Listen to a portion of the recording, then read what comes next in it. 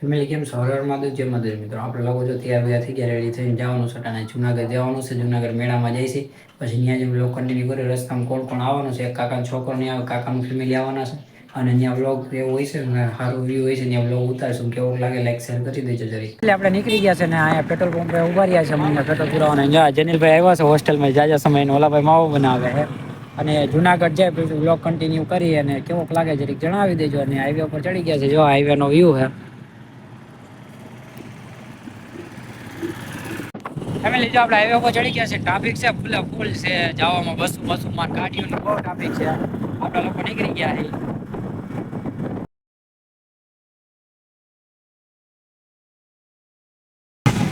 Family જો આપણે જુનાગઢમાં એન્ટ્રી થઈ ગયા. ગેટ કેવો મસ્તીનો સંકેલો હતો. ગેટનો વ્યૂ જો કેવો મસ્તીનો વ્યૂ છે. અને આપણે અંદર એન્ટ્રી થઈ ગયા છે. આપણે પછી અંદર જાય પછી બ્લોગ કન્ટિન્યુ કરી.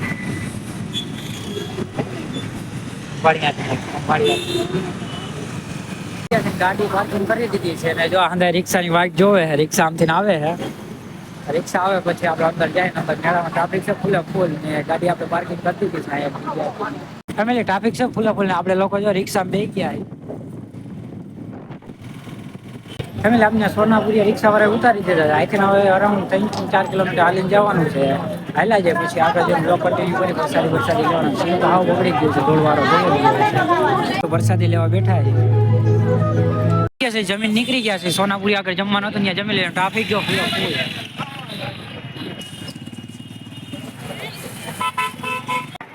ફેમિલી જાઓ હોમાકા નાખો ગિરનારનો વ્યૂ દેખાય છે. અને ભવનાથ ફૂગવા આપણે દામોકુંડને પૂગી ગયા છીએ. ફેમિલી જો દામોકુંડને આવી ગયા છીએ.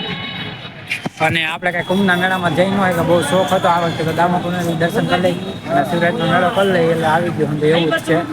અને જો પાણી કઈ જોયું એવું કઈ ખાસ નથી અટાણે. અને ફટો પબ્લિક ઓછું છે.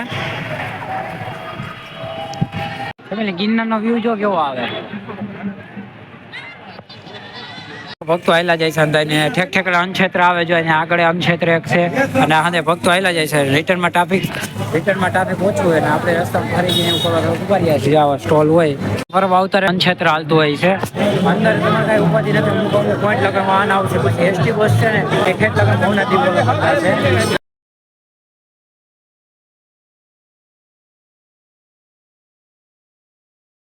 ફેમિલી જાય અનક્ષેત્ર હાલે છે. જમવાનું બહુ મસ્તીનું. ફેમિલી અમુક જગ્યાએ વાહન મળી જાય. જો તમે બસ સ્ટેન્ડ આવે ત્યાંથી એસટી બસ મળી ડાયરેક્ટ આપણે આ ભવનાથ મેળાનું ગ્રાઉન્ડ છે ત્યાં આવીને ઉતારે. અને આપણે પર્સનલી વાહન લઈને આવીને તો આપણે મજોડી ગેટ છે ને ત્યાંથી અરાઉન્ડ ત્યાંથી થોડોક આગળ પાર્કિંગ કરી દેવાનું. ત્યાંથી પછી રિક્ષામાં આવવાનું રહે. અને સોનાપુરી ગયા ત્યાંથી તમારે હાલીને આવવું પડે. અને હું જો આખી પૂરી વિડીયોમાં જાણકારી આપીશ ને જો આમાં કંઈક અરાઉન્ડ 30 કે 40 રૂપિયા ભાડું હોય. અને એ બસ સ્ટેન્ડથી મળે તો અહીંયા જ ડાયરેક્ટ સ્ટોપ હોય. અને તમને સરળ પડે જવા માટે અને કાંઈ એવું હોય તો જણાવી દે. અહીંથી ભરકમમાં ચાલુ થાય ને અહીંથી ડાયરામાં જો ઇન્દ્રભાત જો ડાયરો ચાલુ જ છે રાજભા ગઢવીનો. અને ગિરનારનો વ્યૂ જો નાના ડાયરા ચાલુ હોય જો.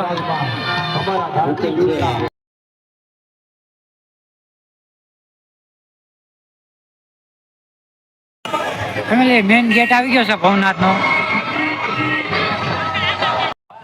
ફેમિલી જો અહીંયા અખાડા ચાલુ થઈ ગયા છે ને આ લોકો જો હંધાઈ દિગંબર સાધુની ભવનાથ મંદિર પાસે જે અખાડા ચાલુ થઈ જાય આગળ પાછળની સાઈડ હોય છે હંધાઈ.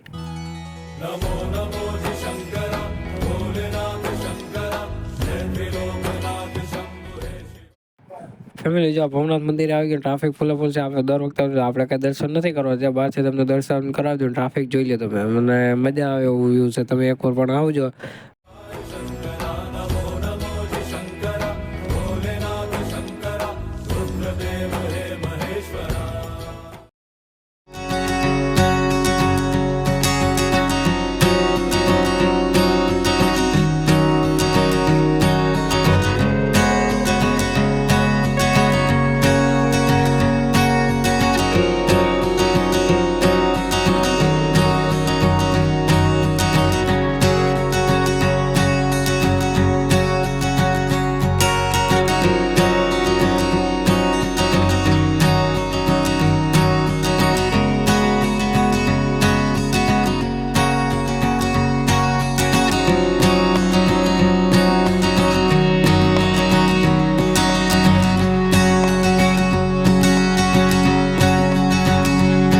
ફેમિલી કાવો પીવા ઉભા રહ્યા છીએ આપણે. જો આ કાવો બને છે આપણો, અને આપણે મેળામાં રિટર્ન થઈ ગયા છે. કાવો પી લે પછી જો આવી રીતના કાવો આપણો બનાવે છે ફેમિલી. જો કાવો આવી ગયો, ભવનાથમાં કાવો ન પી નકામો. જો આપણે કાવો મગાવી ફેમિલી. જો અમે ફ્રીમાં ચા પાણીનો અનક્ષેત્ર હાલે છે. જો ત્યાં ચા પાણી તમારે ફ્રી જેટલો પીવો ચા પાણી છે.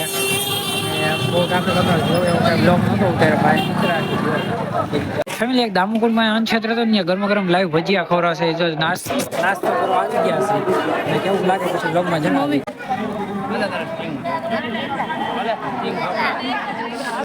ફેમિલી આપણે લોકો નીકળી ગયા સીધા જુનાગઢની બહાર. ગાડી પાર્કિંગ કરી હતી, આવી ગાડી લઈ ઘરે જઈને તમને ડિટેલ્સ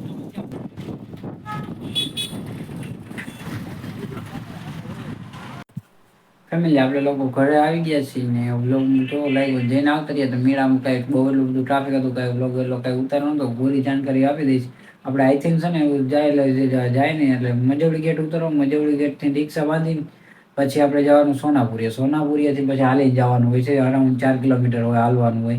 અને ડાયરેક્ટ એસટી ડીપો આપણે બસ ડીપોએ હોય જાય તો ત્યાં આપણે સરકારી બસ મળે એમાં જવાનું હોય. એમાં બસ તમને ડાયરેક્ટ ભવનાથ છે ને મેડમ ગ્રાઉન્ડ છે ત્યાં ઉતારે. ત્યાં પછી તમારે અંદર ફરવાનું હોય. કેવું લાગ્યું બ્લોગ જણાવી દેજો, લાઈક શેર કરી દેજો. આપણે સવારમાં ઉઠી ગયા છીએ, રાતે આવીને વહેલા હોઈ ગયા હતા. હવે જોટાણ મહાદેવની પૂજા કરી પછી બ્લોગ કન્ટિન્યુ કરી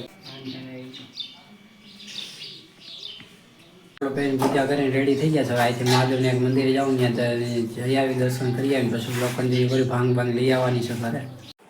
ફેમિલી જો આપણે લોકો મહાદેવનું મંદિર આવી ગયા. રવિભાઈની જો તો અભિષેક કરે છે, ને પછી આપણો વારો આવવાનો છે ને આપણે દર્શન કરી લીધા પછી અભિષેક કરવા આવી ગયા છે. આપણો વારો આવી ગયો અને વ્લોગ કેવો લાગે જરીક જણાવી દેજો. ને તબિયત મારી કંઈ બરોબર એટલી બધી ખાસ નહોતી ને એટલે મેં કંઈ જોયો બ્લોગ નહોતો ઉતાર્યો. ભવનાથમાં ઉતાર્યો તો એવો ઉતારી લીધો. 2 દિવસનો ભેગો આવ્યો છે.